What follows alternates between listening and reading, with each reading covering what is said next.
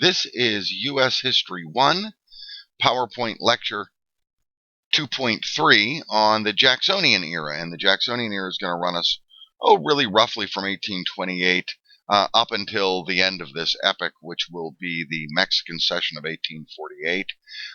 And what we see at the beginning of this, first of all, let's just make reference and remember that Jackson lost the 1824 election, and the reason he lost the 1824 election is because the 1824 election was thrown to the House of Representatives because none of the candidates received a majority of the electoral votes, although Jackson received a plurality of it. And then in a kind of a backroom deal between Henry Clay, the Speaker of the House, and John Quincy Adams, Clay, through his support behind John Quincy Adams in the House of Representatives, carried the day for Adams, which stuck under Jackson's skin, and he will make it for his mission in life from that point forward to do his best to destroy Henry Clay. He'll also have a personal grievance with John C. Calhoun, who we'll see here in just a minute. And so in the 1828 election, what we're going to see, and what we're going to see with the rise of the Democratic Party, and what we're going to see with the rise of Jackson, is a recurring theme that we've seen in American history. And it will be a recurring theme that runs all the way up into really the 1950s, which we don't cover in this first section of U.S. history. And what we see is a dialectic, okay? And we've seen it before. The first time we saw it was with the Federalists and the Anti-Federalists. On the one side of the dialectic, you have those who favor a strong national government. And on the other side, you have those who favor states' rights. Okay, and this will be a recurring theme, and it will culminate really for us in the war between the states. Well, we see that again. Okay, if you recall, when the Republican Party rose, it rose as the party in favor of states' rights. But by the time we get to James Monroe is a nationalist. The Republicans expanded the power of the national government beyond even what was imagined by the Federalists. Okay, and so the National Republicans under John Quincy Adams continue this, and so the Democratic Party presents itself as the party of states' rights, as limited national government, as individual liberty. And so Jackson becomes a perfect candidate. Jackson is a war hero. Okay. Now, the interesting thing about Andrew Jackson, one of the many interesting things, Jackson's one of the more interesting and flamboyant presidents, is that he is the only president in U.S. history to be from the common people. He had no formal education. He was not himself wealthy. He was an Indian hero, or an Indian fighter. Okay, and perhaps more importantly, what we want to remember is from the War of 1812, he was the hero of the Battle of New Orleans. He will be backed. Okay, and this is the first time that this is gonna come up. We're going to have the development of the first party machine, which I'll get to in a minute here, under Martin Van Buren, and what's referred to as the Albany Regency. Martin Van Buren, for his part, is a wealthy, well-educated person. But he is not a flamboyant person or a charismatic personality like Jackson is. And what we're going to have, what Jackson's presidency is going to be most noted for, is a kind of mob rule. Jackson will base his appointments to offices not on qualifications, but on personal loyalty to Jackson. And so Jackson is going to turn the White House into kind of a private club for all of his backwoods buddies. One of the first things that Jackson's going to put in there, and it comes from his experience with the 1824 election, is electoral reform. What Jackson's going to do is introduce expanded representation and more liberal voting rights. Okay, so for example, we're going to have the removal or the reduction of a property requirement for voting, which originally was done, and in the original draft of the Constitution, it didn't prevent that. It was one of the debates, and I think I've mentioned it earlier. It's one of the debates that went on principally between Madison and Hamilton as to whether or not someone should be required to own land. In modern terms, this would be the equivalent of a debate that the only people that should have the right to vote are those who pay taxes, because they are the only ones that have a vested interest. This is similar to that idea, and it came up early on. And so a lot of states had a requirement that you be a property owner. Okay, so for example, I mean, when Virginia was originally founded with the House of Burgesses, you had to be a property owner to be able to vote. This was ultimately done away with because of something from just kind of tangential, something from Jean-Jacques Rousseau. The idea was that no, it doesn't matter whether or not you're contributing to the republic or contributing to the treasury of the republic. The fact is that everyone is subject to the laws of the republic, and therefore they should all be allowed to vote. There's going to be an expansion also of the popular vote. The popular vote, for reasons that we've talked about before, particularly under Alexander Hamilton, was not universal. In fact, won't become really prevalent until the 1830s. Um, for the most part, the state legislatures assign their electors. Remember, we talked about the Electoral College and the development of the Electoral College, where each state had one elector for each representative, and one state one elector for each senator. And it was the state legislatures that would select these guys. And so the popular vote doesn't really come up until the 1830s. Suffrage is not extended to women, which won't come until the 1920s, natives, which won't come until even after the women get the vote, or freed blacks. Now, freed blacks will be given the vote by the 15th Amendment. They'll really be given the vote as soon as they're freed, but by the 15th Amendment guarantees voting rights, and so they'll be given it in the 15th Amendment, which we do cover towards the end of our class during the period of Reconstruction. Now, as I mentioned earlier, the rise of the Democrats is going to be the product of the development of the first party machine in the United States. Now, party machine politics will come to dominate the American political system by the end of the 19th century, and it still is the dominant force in the American political system. What we mean by a party machine,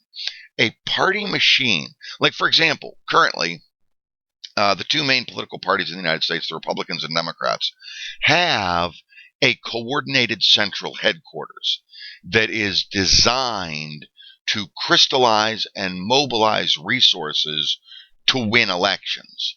This is going to be the first time we really see that. We've seen political parties before. We've seen the development of political parties with the Federalists and Republicans.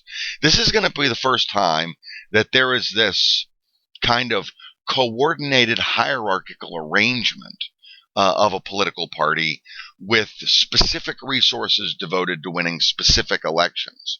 In this case, the presidency under Jackson. And the founder of this Albany Regency and of the Democratic Party is going to be Martin Van Buren, who is a wealthy landowner and entrepreneur from New York.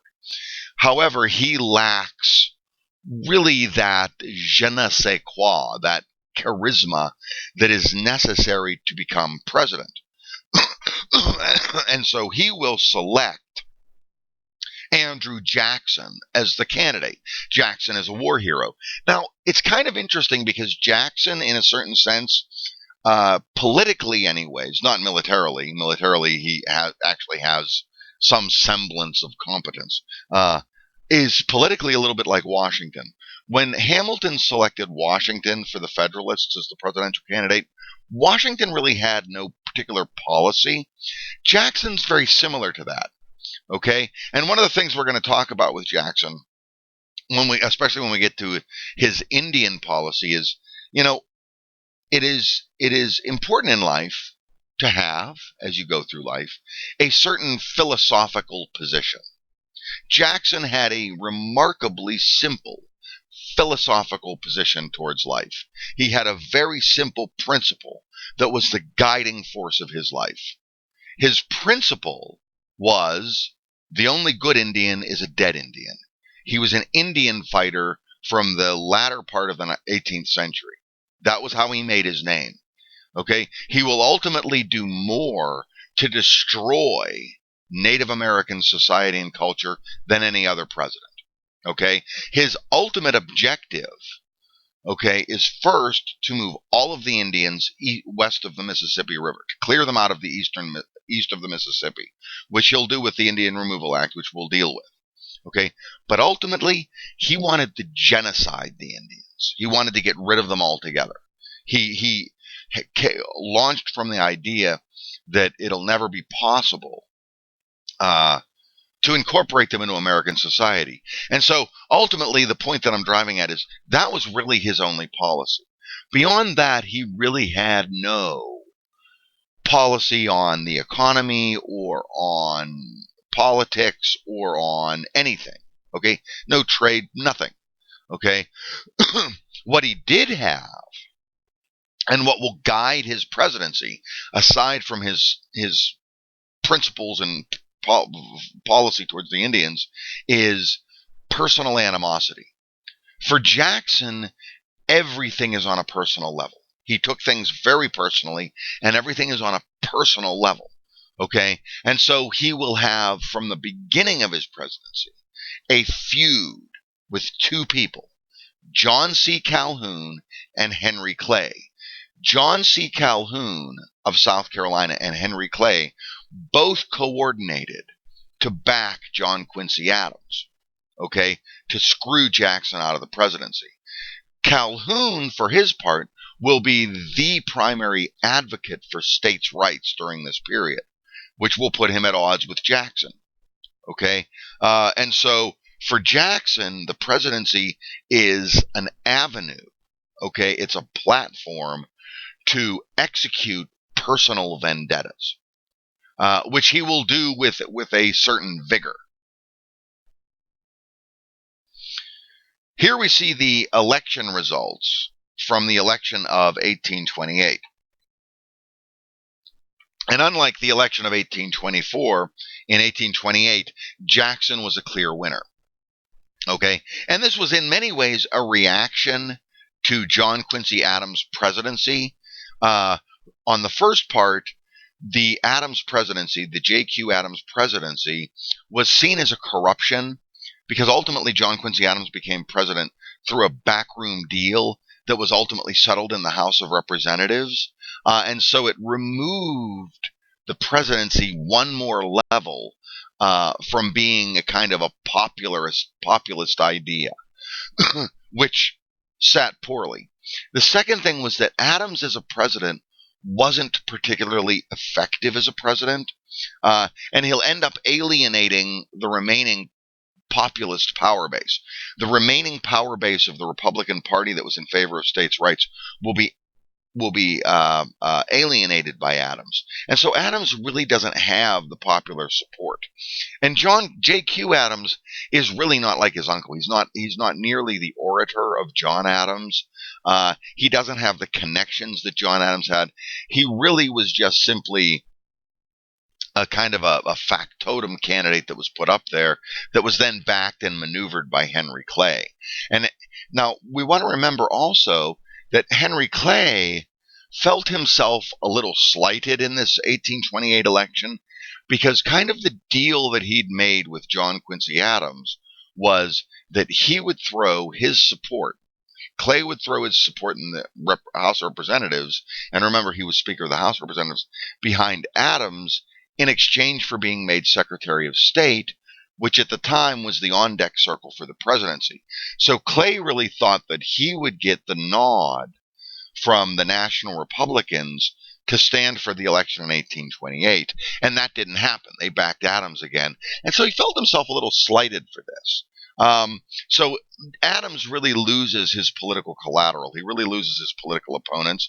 And so Jackson's able to sweep into the White House. Remember, Jackson won the plurality of the vote in the 1824 election as well, both electorally and popularly.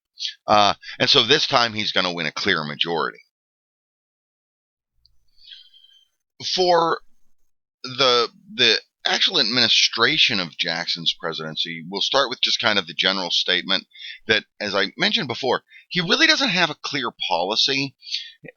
He is presented as a man of the people. And by way of extension, therefore, we jump to the conclusion that he's in favor of individual liberty and states' rights and a limited national government. As it works out, all of that's not going to be true. Jackson's only real clear approach is to execute personal vendettas against Henry Clay and John Calhoun, both of whom he despised with the white-hot intensity of 1,000 suns. Okay, and to expand his own personal prestige and power. The base of support is largely the same base of support. It's kind of a combination of the support for the nationalist part of the Republican Party and the Federalists, but because he is seen as a common man, he draws in a lot of people who don't like the national government. Okay, you with me so far? All right. Now, what Jackson is going to institute to an unprecedented level is the idea of nepotism, a spoil system. People's careers, okay, and advancement in the government was entirely based on their personal loyalty to Andrew Jackson. And so there's no real clear platform or policy for the Democrats under Jackson. And as a result of this, we're going to see some very startling contradictions. Okay, on the first end, he's going to pursue a nationalist agenda. Okay, strengthening the national government. We'll see that in just a minute with the nullification crisis and with the Indian Removal Act and with the bank war between him and Henry Clay. And Jackson will ultimately end up using the presidential veto more than any president in American history, then or now. He'll use it 12 times. But by the same token, he'll also support states' rights. Okay, and we'll see that with the vetoing of the Maysville Road Bill. And the Maysville Road Bill brings up the old thing, and it will be brought up again and again and again, principally by Henry Clay, what's called the American system of national government subsidization of infrastructure development and the development of the manufacturing sector. The Maysville Road Bill calls for that, calls for national government, federal government, support and sponsorship for the development of infrastructure development. Okay, and Jackson's going to veto that on the grounds that it expands the power of the national government and is not given to the national government in the Constitution. But in reality, the reason he does it is because that entire American system idea in the Maysville Road Bill is the brainchild of Henry Clay. It's one of Henry Clay's little babies. It's his pet project. And so Jackson wants to torpedo it. The second thing he'll torpedo, which is again a pet project of Henry Clay, is rechartering of the National Bank. If you'll recall, we had the Second National Bank chartered in 1816 to try to rein in the supply of money after the War of 1812. It was chartered for 20 years, and so that charter was due to run out in 1836. Henry Clay will advocate rechartering the bank, and Jackson, and we'll see, Jackson is going to torpedo that idea. Another of the brainchilds of Henry Clay. That's why he's going to torpedo the idea, and the results of it will actually end up being quite disastrous for him. The first of the crises that Jackson will face, and I just mentioned it previously, is what's referred to as the nullification crisis. Under Adams, now remember, Adams is a national Republican. He's therefore nationalist. His base of support, he himself and his base of support, is from New England. New England is where the manufacturing sector is rising. Okay, you have this fledgling manufacturing sector rising up. And from the very beginning, from the time of the Federalists, from even before the time of the Federalists and the Articles of Confederation, we saw that what this position advocated, what these guys in New England advocated, what the manufacturing sector advocated, was protection of the manufacturing industry, okay, to try to develop it so that it could get a competitive advantage against foreign competition. So as a result, we see this development of a protectionist trade policy, really beginning with the tariff of 1789, although that was very modest, and extending through the Jeffersonian era all the way through Monroe. Well, that trend of protectionism, of protecting American manufacturing and high tariffs, is going to continue through John Quincy Adams and will hit an unprecedented level. It will reach its highest level with what's referred to as the tariff of abominations, which places a tariff of upwards of 50% on most imported products. Okay? Of course, this runs contrary to the interests of the southern states. The southern states, as I've mentioned previously on numerous occasions, advocate free trade. Okay, the southern states are all agricultural states. They make their money off the expansion of their markets to overseas markets. So they make their money off foreign trade. The money they make off domestic trade doesn't nearly equal the amount of money that they make off foreign trade. So foreign trade is to their advantage. And so the tariffs tend to hurt their interest. It hurts their interest for two reasons, both of which I've made mention of before. It has to do with terms of trade. When the United States imposes a tariff, such as the tariff of abominations, there is retaliation overseas, and American goods are then going to be tariffed. That hurts the South. That drops demand for Southern products, most notably cotton, and so the South makes less money, so they have less money coming in. At the same time, that protectionism of the American manufacturing industry through the tariffs allows American producers to charge a higher price. And so prices for manufactured goods go up. And so as a result, the Southerners have to pay more. The Southern states have to pay more. So they have less money coming in and more money going out. And it exacerbates ultimately the debt problem faced by the South. Okay? And what wasn't known at the time, what they'll discover about 10 years after this tariff, is it's more significant than that. Because that's the effect in terms of the terms of trade, money in versus money out. But it has a more profound impact on the credit system and on the financial sector. Because if the southern states stop having money coming in and have to pay more for manufactured goods, that leaves them with less money to finance their debt to the banks. Okay, and this is going to be one of the precipitory causes of the economic crisis of the late 1830s. Now, because of this, and because the tariffs run contrary to Southern interests, Calhoun comes up with the idea of what he refers to as nullification, and it is an advocacy of the position of states' rights. Okay, what he advocates is the idea that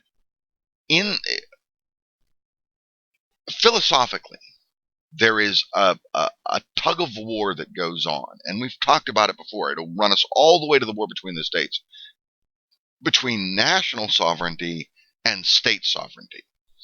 To Calhoun, state sovereignty is paramount. So his advocacy is that, well, if a national law, such as the enormous tariff of abominations, if a national law contradicts the interests of a state, the state can simply not obey the law, can simply nullify it. Okay? Now, of course, Jackson's reaction to this is to advocate and push through the force bill.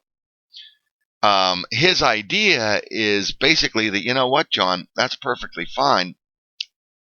There is the 10th Amendment to the Constitution that gives state sovereignty a certain liberal interpretation. And so you can nullify law if you want to. However, what the force bill stipulates is that as commander-in-chief, the President of the United States is then allowed to use military force to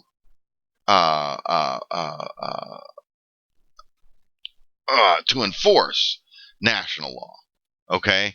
And so you can go ahead and nullify it, but then under my rights under the Constitution, under the rights of the presidency, and under the rights of the national government, we can then go and enforce the law. The president is, after all, the commander of the executive branch of government. The executive branch of government doesn't make law.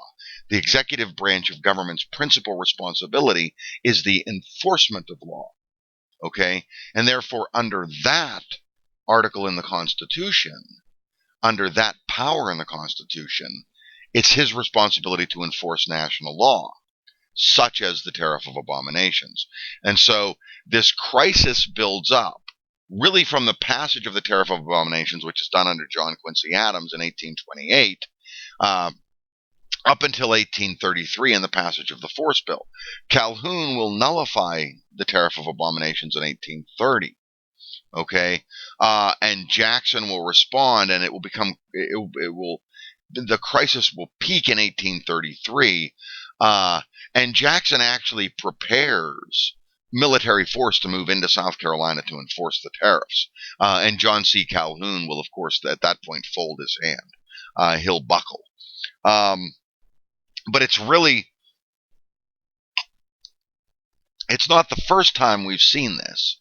And South Carolina doesn't threaten over this to secede from the Union. We saw a lot of secessionist threats early on. We're not going to see them again until the 1850s. But this nullification crisis is one of the principal events indicating the trend that establishes the supremacy of the national government. Okay?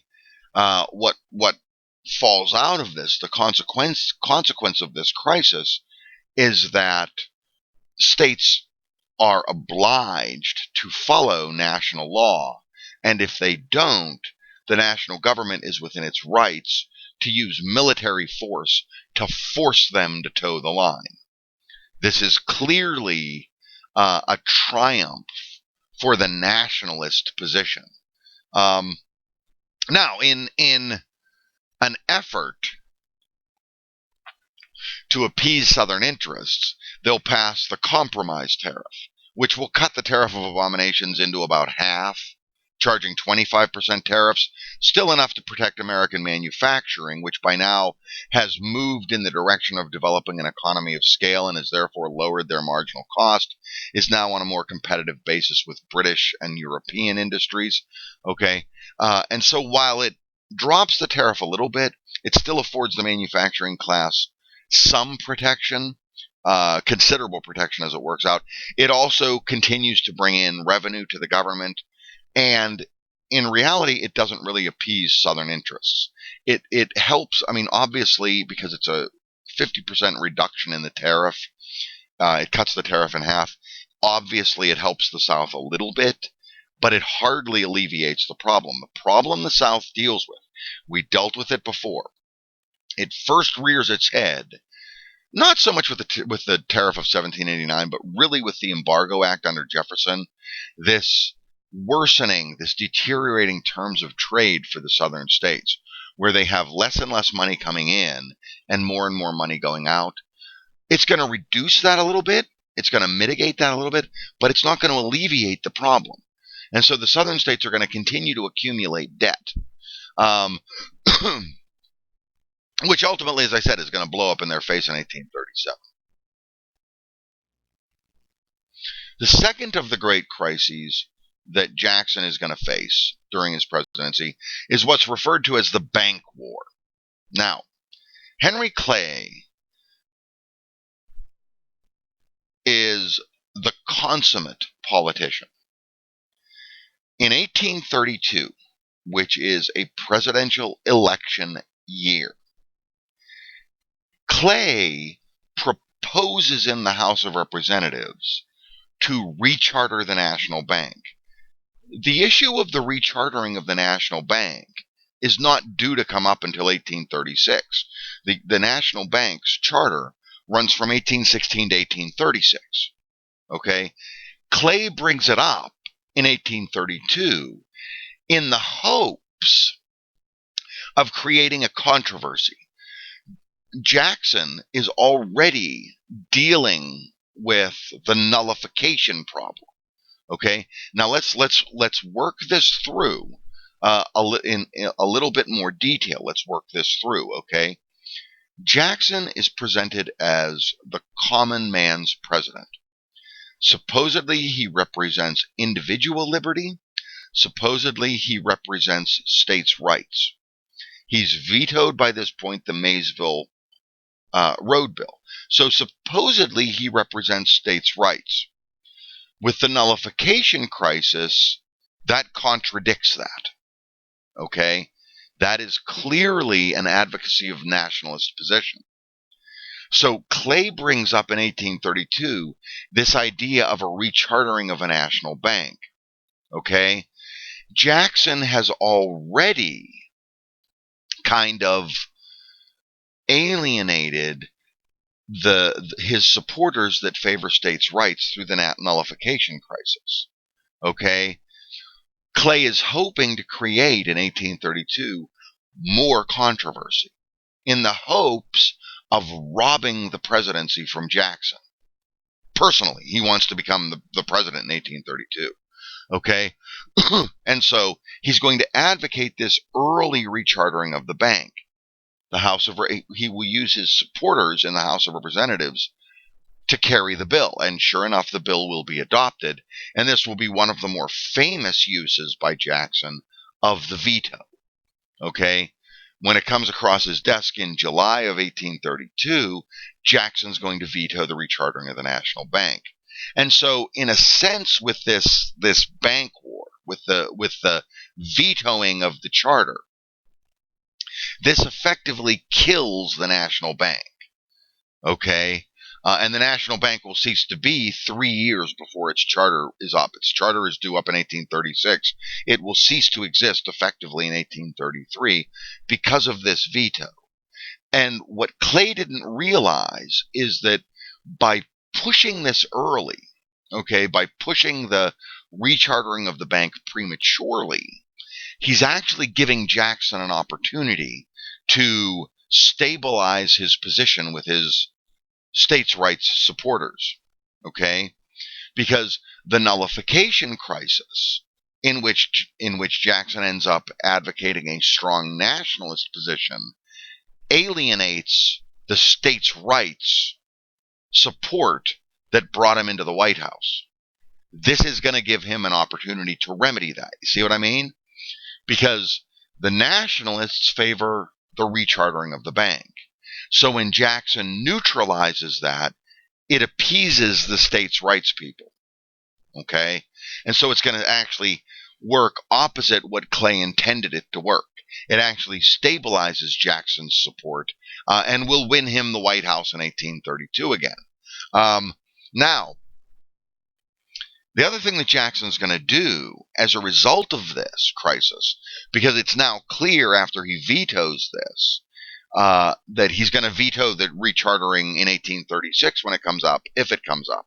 And so it's very clear that the National Bank is not long for this world. One of the principal purposes of the National Bank is it is the federal government's bank. All federal money, okay, when the tax receipts come in, they get deposited in the National Bank. And that's kind of, we don't have a national bank today. We have, as I've mentioned before, we have the Federal Reserve System. And that's one of the principal purposes of the Federal Reserve System. All that money that comes rolling into the national government of the United States currently gets deposited in their account in the Federal Reserve. Okay? And so what Jackson's going to do, which he can do as president, okay, he's going to remove all of the national government's money from the federal bank, which effectively takes away all of the national bank's reserves. Okay, it removes any and all liquidity from the national bank, and so it effectively kills the national bank. The national bank becomes an artifice. It becomes nothing, a useless institution at this point. And he takes all the money, okay, and in one of the greater episodes of this spoils system that I've mentioned, he's going to deposit it into what we refer to as pet banks. All of his buddies, okay, all of his backwoods buddies that are bankers that have banks, he's going to take the national government's money and deposit it into their banks. Okay, what this is going to do is increase the liquidity and bank reserves of all of his buddies' banks, all of these pet banks of Jackson, okay, which will allow them to loan out more money. and therefore make more money. It's never clear whether or not Jackson gets a kickback on this, but it's pretty apparent that in all probability he does get kickbacks on this to expand his own personal wealth in one of the greater corruption episodes of his presidency. This is going to bring up a period of wildcat banking. Well, what we mean by that, okay, it's happened before. It happens during the revolution. It happens prior to the chartering of the first national bank. It happens in that period from 1811 to 1816 when there's no national bank. And it's going to happen again now. With no national bank to govern national monetary policy, to control the supply of money and to control the banking sector, there's no control then over it, and therefore no coordinated policy. And so you'll have wildcat banking. Banks will open up all over the place and begin lending out money. And so by vetoing the rechartering of the national bank and by killing the national bank, what Jackson allows is for the national government to lose any and all control over the supply of money. Jackson will replace the national banking system with a kind of a bizarre system that's referred to as the independent treasury system, okay, which is really this pet banking system that we talked about. He's going to do that at the same time that he passes the specie circular. Now, we want to be very specific and understand the specie circular. Jackson is going to stipulate in the specie circular that all land, okay, we're going to have an expansion of Western land for reasons that we're going to talk about in a minute.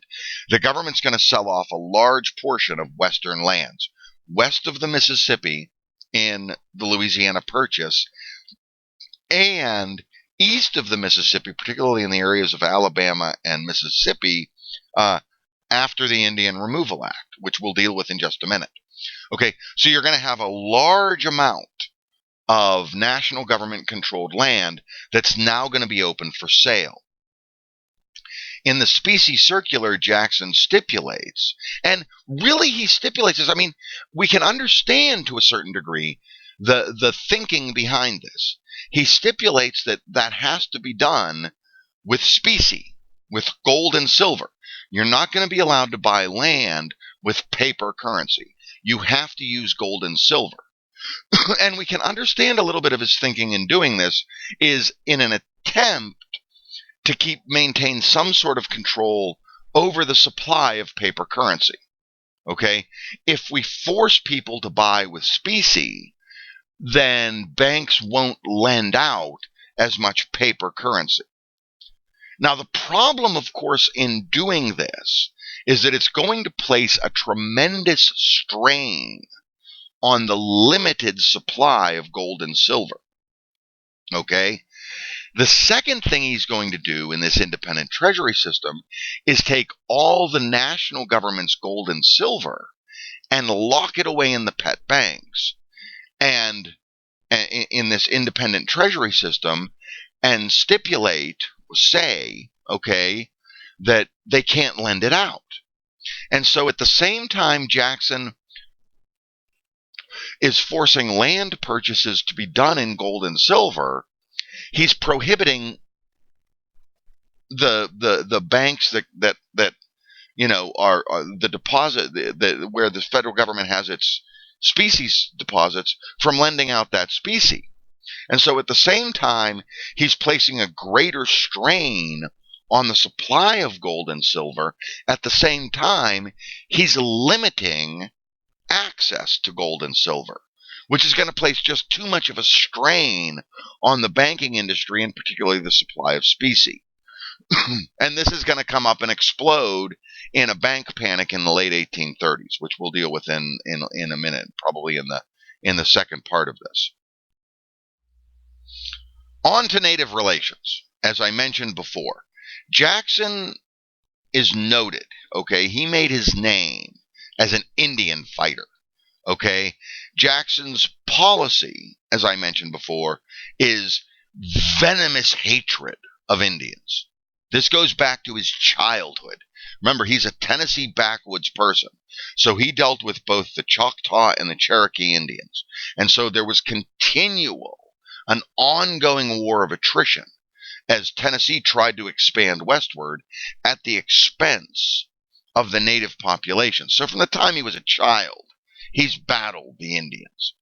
He will be the one, if you'll recall from our previous discussions, that on his own initiative, without national government sanctioning, will invade Florida to confront the Seminole Indians, okay, in the First Seminole War. When he becomes president, of course, he's now able to advocate this anti-native position, and he will introduce the Indian removal policy.